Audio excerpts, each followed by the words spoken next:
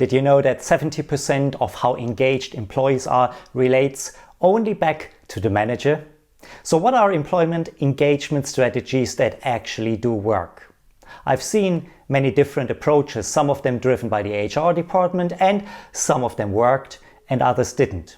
So in this video we'll have a brief look at why that might be the case, but more than anything else, the one thing I wish to talk to you about is what is a leader's perspective on that? What tips can we follow to have a higher employee engagement in our teams? I have a dream, that's all I need.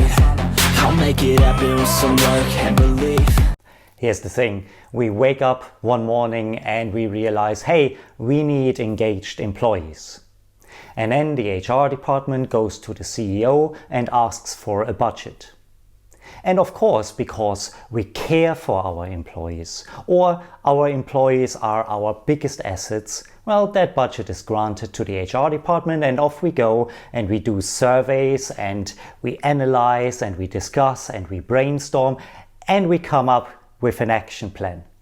And then we implement things like an employee appreciation day or something to that effect. Or we do this, we realize that this top-down approach doesn't really work because, well, we have to engage our employees, so we go straight to them and we survey them, we ask them questions and we share those answers with the manager and across the management team. And so we start to discuss and talk about it and we brainstorm and we come up with an action plan. All the while, the manager hasn't really changed. Yes, maybe she realizes that there are certain behaviors that the team doesn't appreciate, so she changes those type of behaviors briefly and so she's doing better next year. And maybe our other manager realizes that some of the questions he asks aren't quite appropriate and so he alters that and he's doing better next year. But what has really changed, you may ask? And are we actually getting an accurate picture just by asking questions to our employees? So if 70% of how engaged employees are relates back to the manager, we'll have to address that elephant in the room. By the way, when I say address the elephant in the room, I probably should have better said address the goose in the room. Watch to the end of the video to find out why. Number one, vision. You need to lead, you need to engage with a vision. If you can't do that, or if you can't make your employees see your vision, all the other aspects that we talk about later will fail. So paint a picture where you want to lead. If you lead a department, make sure everybody understands how that department contributes to the success of the overall company. And make also sure that you make clear how every individual in this department contributes to the success of the department. Number two, trust. They can do the job. Well, if they can't do the job, then you failed earlier in the process and you made an error in hiring. That's okay.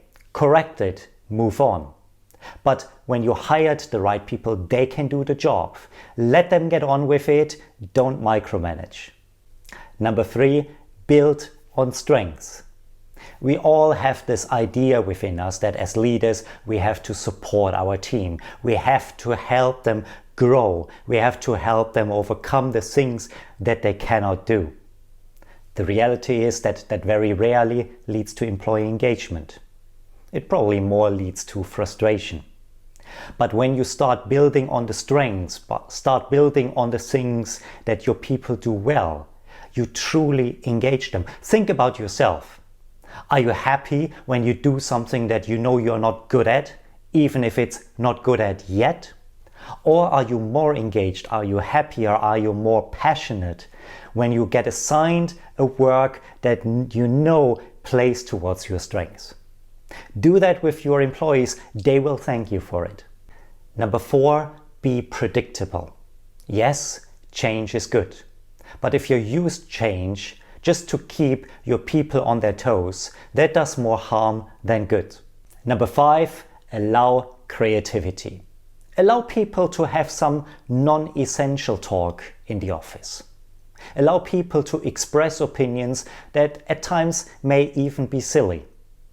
increase that engagement through creativity, through allowing people to express their opinion, to think in non-conventional ways. Not only will you increase the engagement of those employees, you will also increase your productivity.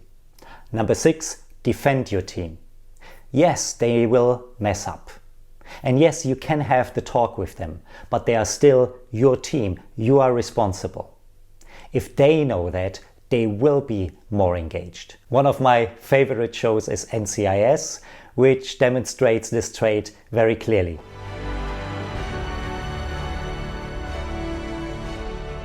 Well, then fight for it, Palmer. That's what you do. You fight for your family. And sometimes you fight like hell just to have one. And number 7, encourage. When geese fly over long distances, not only do they support each other through a triangle, allowing the least wind resistance possible for the group. In fact, the V formation allegedly adds 71% more flying range than if each bird flew alone.